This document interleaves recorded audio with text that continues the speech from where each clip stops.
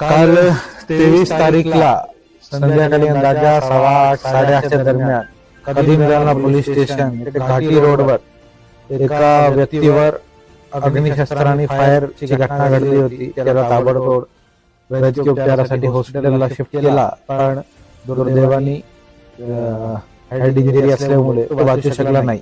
त्याच्यामध्ये इमिडिएटली सगळी पोलीस यंत्रणा ऍक्टिव्हेट करण्यात आली होती. मी स्वतः व्हिजिट केली होती आणि विदिन 5 to 6 hours काहीच सुरू नसताना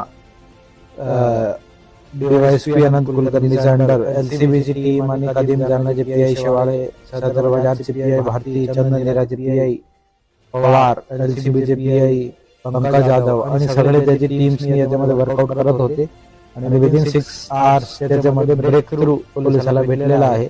आणि 2 आरोपी याच्यामध्ये ज्यांनी फायरिंग केली ते निष्पन्न करून त्यांना अटक करण्यामध्ये सक्सेस प्राप्त झालेला आहे.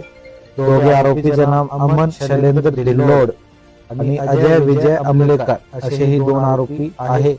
दोघाला पोलिसांनी अटक केला आहे आणि पोलीस चौकशीमध्ये त्यांनी गुन्हा करण्याची कबुली पण दिलेली आहे. आता त्यांना मान्य कोर्टासमोर प्रोड्यूस केला जाणार आणि पोलीस पीसीआर घेतल्यानंतर पुढचा तपास आम्ही करणार.